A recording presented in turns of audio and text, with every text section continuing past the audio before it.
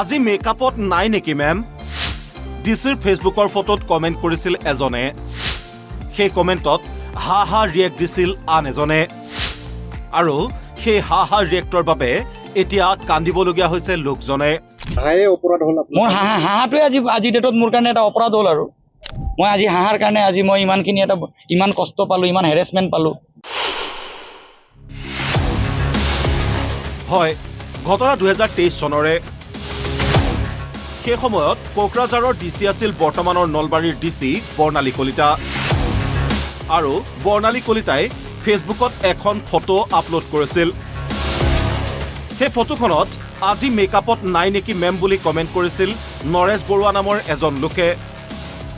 নৰেশ বৰুৱাৰ কমেণ্টত আকৌ হা হা ৰিয়েক্ট কৰিছিল অমিত চক্ৰৱৰ্তীয়ে। 2023ৰ কথা মোৰ এতিয়া মনতে নাই। এতিয়া দাদা আপুনিও চাগে ফেচবুক কৰে, আপোনালোকে চবেই চাগে ফেচবুকত 2023ত আপুনিও কিমান জেগাত কমেণ্ট কৰিছে, কিমান জেগাত লাইক কৰিছে, আপোনাৰো চাগে মনত নাই, মোৰো মনত নাই। তাৰ পিছতে নৰেশ বৰুৱাই কমেণ্ট ডিলিট কৰিছিল যদিও সেই কমেণ্টৰ স্ক্ৰীনশ্বট মাৰি থৈছিল ডিচি বৰ্ণালী কলিতাই। পৰৱৰ্তী পৰ্যায়ত সেই স্ক্ৰীনশ্বট দি কোকৰাঝাৰ আৰক্ষী থানাত এজাহাৰ দাখিল কৰিছিল ডিচি বৰ্ণালী কলিতাই। কোকৰাঝাৰ থানাত 2023ৰ 25 এপ্ৰিলত ৰুজু হৈছিল 120B/345D1/500/509/66 নম্বৰৰ এক গোচৰ। বৰ্ণালী ডেকাই ফেচবুক কমেণ্ট যোগে নৰেশ বৰুৱাক গোচৰ দিয়াৰ কথা জনোৱাত ফেচবুক একাউণ্ট ডিলিট কৰিছিল নৰেশ বৰুৱাই। ইফালে সেই কমেণ্টত হা হা ৰিয়েক্ট দি এতিয়া বিপদত অমিত চক্ৰৱৰ্তী। অৱশ্যে আদালতে জামিন দিয়ে অমিত চক্ৰৱৰ্তীক। মই জাষ্ট ইমানটো FIR চাই পেলাই মই গম পালোঁ যে মই এটা হা ৰিয়েক্ট কৰিছিলোঁ। সেইটোৰ পৰাই মানে মোৰ নামত কেছ দিছে। হা মানে মোৰ অধিবক্তাই কোৱা মতে মিষ্টাৰ নৰেশ বৰুৱাৰ নাম মানে মানুহ এজনৰ কমেণ্টত বোলে মই হা হা ৰিয়েক্ট কৰিছোঁ। মই একো মনত নাই। 2023ৰ কথা। 2023ত যদি কেছটো হ'লে হয় তেতিয়াহ'লে বেলেগ কথা। 2023ত আৰু মই কমেণ্ট কৰাই নাই। কমেণ্টটো মই কৰা নাই। মই জাষ্ট বেলেগ এজনৰ কমেণ্টত মই ইমজি এটা দিছোঁ। আৰু ইমজিও মই দিয়া নাই। মই জাষ্ট কমেণ্টটোত এই যে লাইক অপশ্যনত যে এটা আপোনাৰ আজিকালি যে ওলাই যে হা হা ৰিয়েক্ট সেইটোৱে কৰিছোঁ মই। তাৰমানে হাঁহাৰ কাৰণে আপুনি মই হাঁহাৰ কাৰণে আজি মই কোৰ্টত দৌৰিব লগা হ'ল। মই আজি হাঁহিছোঁ কাৰণে মই আজি ইমানখিনি হেৰেছমেণ্ট পালোঁ। তাকো এজন নৰ্মেল মানুহৰ পৰা নহয়, এজন ডিচিৰ পৰা, who is a IAS officer. মানে ইমান ডাঙৰ মানুহৰ পৰা।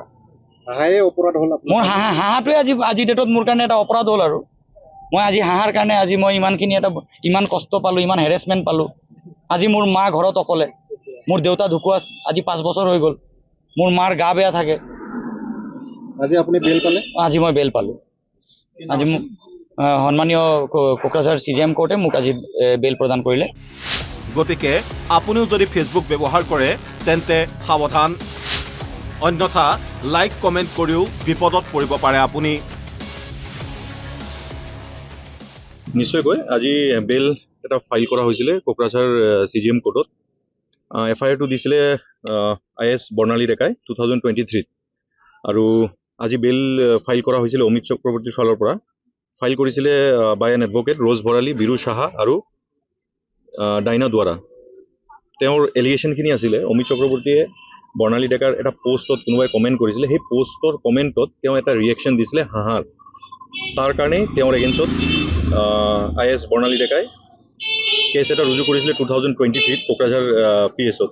কেছ নম্বৰ আছিলে 153 কোকৰাঝাৰ PS আৰু under section IPC 120B 354D 1-2-500-509 আৰু IT Act 66। গোটেইখিনি কোৰ্টে আজি চাই পেলাই বেলৰ যোনখিনি নেচাৰ আছিলে বেলেবল আছিলে আৰু মাননীয় CJM কোৰ্টৰ পৰা আজি বেল দিয়া হয় অমিত চক্ৰৱৰ্তীক। আৰু এইখিনি আছিলে আৰু ফেচবুকত কমেণ্ট লৈ পেলাই এইখিনি কেছ কৰা গৈছিলে তেওঁৰ ফালৰ পৰা। কোকৰাঝাৰৰ পৰা কনক চন্দ্ৰ বড়োৰ সহযোগত news desk report, Assam live 24।